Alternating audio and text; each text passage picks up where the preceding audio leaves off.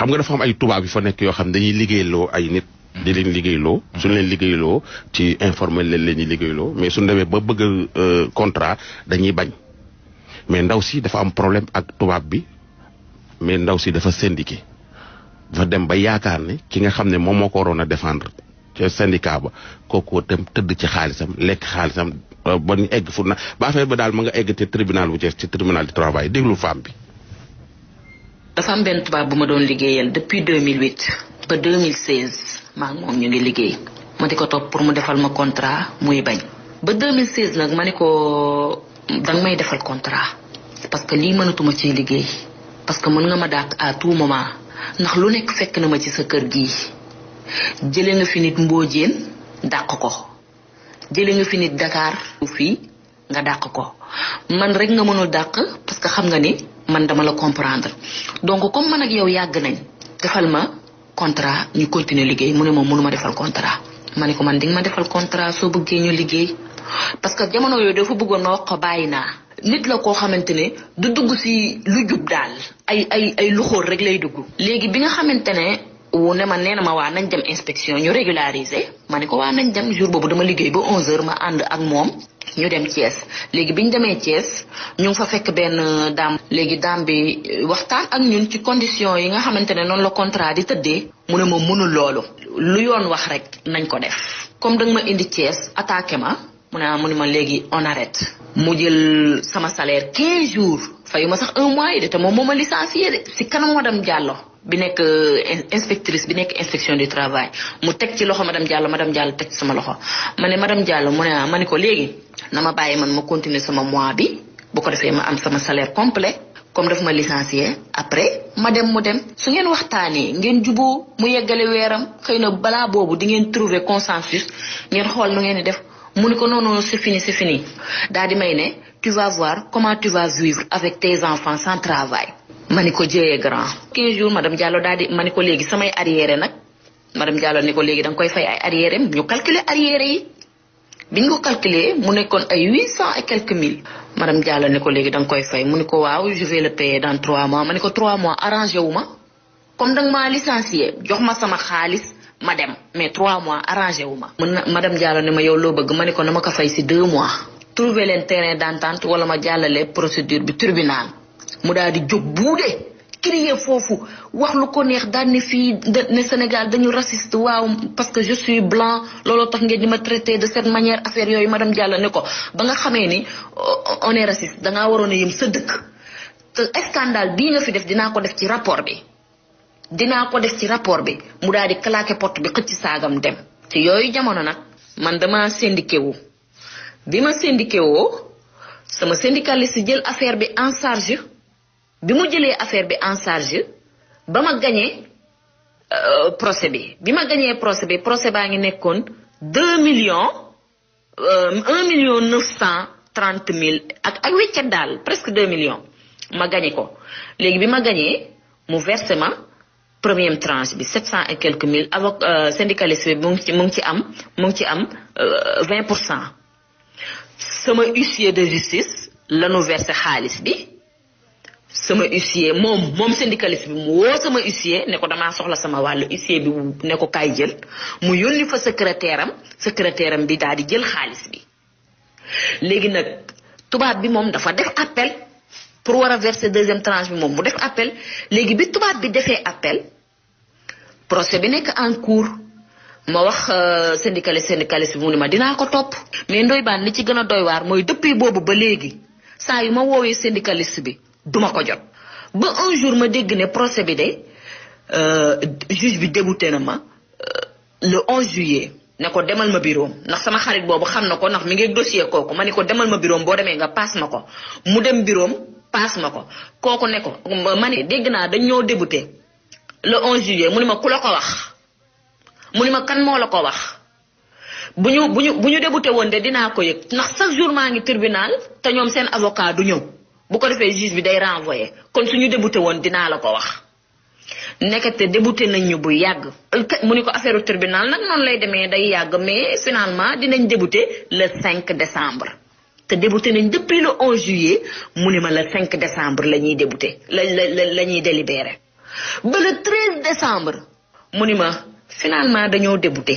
mu ni ma bien vrai que de Thiès c'est un homme corrompu billahi mais suñu débouté rek bu ñu daanee am nañ cour d'appel am nañ cour de cassation. saa yu moom nit kooku saa yu defee ay mbuxumam rek day gëmloo nit ñi naan leen Thiès c'est un homme corrompu. mu ni ma waa finalement mu mel ni li muy wax dara safu ko ci finalement dañoo débouté mais léegi nag nañ dem cour de cassation. ma ni ko jugement bi kañ la mu ni ma le 5 la woon. ma ni ko le 5 la ma coupé bi ma coupé xam nga man lépp lu may dugg rek dama siy demander ay renseignements parce que am naa ñoo xamante ne ay nitu yoon lañ ñoo xam ne dañ may wax ñu ni ma laaj ko arrêt bi.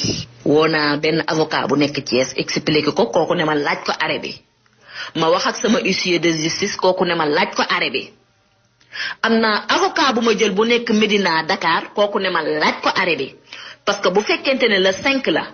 normalement arrêt bi moom waragu cee jot te bi ma ko laajee arrêt bi nag nu may def ba jot ci mu ne ma lundi bu ma demee ñu jox ma ko kooku ne ma waxul dëgg parce que bu fekkente ne le 5 décembre la ñu débouté normalement war naa def 1 mois wala 1 mois et demi pour mu soog a jot arrêt bi te yow Ndoye Bane le 5 décembre tribunal dafa grève le 5 décembre boobu mu wax tribunal dafa grève parce que kii xam na ni fi ñu toll nii da nga ko tiene dos au mur loolu moo tax nanguwul a génnee arrêt bi léegi nii avant ma lay woo Ndoye Bane woo naa ko mu mel ne ku feebar dafa mel ne sax ku feebar. xalaas. dégg nga ko Ndiaye. yéeme na de. waaw xam nga. dafa histoire yu yemul fii wala fii la yem. non yemul fii. parce que dañ leen ko jox des na histoire bu gudd la. mais syndicalisme yi nga xam ne moom moo ko war a jàppale toppatoo ko ba mu jotaat xaalisam. jàpp na ni kooku moo ko dóor que ni daal affaire bi sotti na mais waa ji dafa lekk xaalisam loolu la jàpp man woo naa syndicaliste bi. syndicaliste bi nee na ma lekkul xaalisam xam nga te amul lu mu ciy wax. waaw. heure bu amee lu mu ciy wax daal ñu ngi koy ubbi nañ ci wutu yor na sama numéro et tout. mu ne moom du moom moo lekk xaalis bi. waaw te it amul lu mu ciy wax. am na lu mu ciy wax te ñoom gars yi dañoo jàpp ni que ni daal syndicaliste yi dañuy dem ba tribunal di mbuxum affaire yi daal di gars yi xam nga nit su yaakaaree ci yow. ba dénk la dossier am. gars yi dañuy am ay dossier ba dem ba ñu libéré ko def ci lépp xaalis génn gars yi tëdd ci ñii seen i avocat koy lekk ñii seen syndicaliste koy lekk. ñii daal kañ yaakaar dénk ko dossier bi moo koy lekk parce que am nañ ci ay dossiers yoo xam ni réglé nañ ko ci suuf ba ka war a fay ba eskiwul ci rajo bi waaye suñ la wooyee nga ni awma la ma ciy wax ñoom seen. mais loolu it réponse la. waaw mais ce sont. waaw man ko ne ma ni ko loolu nag sa droit la soo la neexee nga wax soo la neexee nga bañ wax kooku moom ci yow la. waaw en tout cas. employé yi dañoo sonn de. weddi daal dindi tuuma la moom. waaw mais ça dépend rek bu la leeree kay. noppi moo gën. waaw loolu it kenn du la ko bañal de. mais mbir mi dina gën a leer de parce que des na lu bare njaay bii nii. est-ce que dina fi xaj. est-ce que doo ko junj auditeurs yi ñu xam parce que allo présidence a ngi ñëw. du fi xaj. non dana compliqué de. te jugal laay bañ. maa gis yow Ndiaye bu waxtu wi dee dem yow allo présidence rek ngay xalaat ni moom moo ci topp. déedéet mais xam nga un rendez-vous c'est une institution. waaw mais allo présidence bu jeexee am na leen lu ci topp. loolu am na. xamoo ko. ci rajo bi. waaw. man nag allo jéeguma ko de loolu lan la. ah.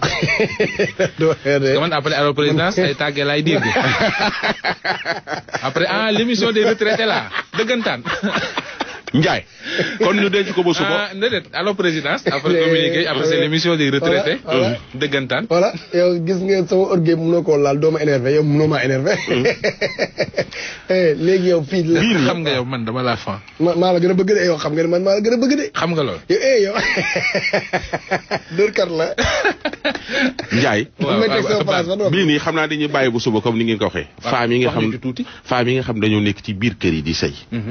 seen goro yi di leen xas seen njëkk yi di leen xas parce que amuñu doom. li tax amuñu doom du ci ñoom kii ñuy waaj a teg jëkkër ji ci boppam. moo nekkul góor.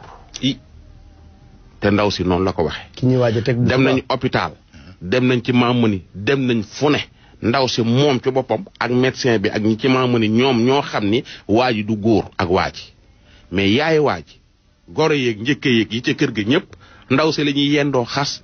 di ko fanaane xas dafay bañ a am doom day planning te xamuñu ni seen waa ji ci biir kër gi paaka bi ñawul. mënu rendi. du dagg dara. mënu te rendi loolu nag day am. te tool bu naat la yor. ndaw si wax na ko.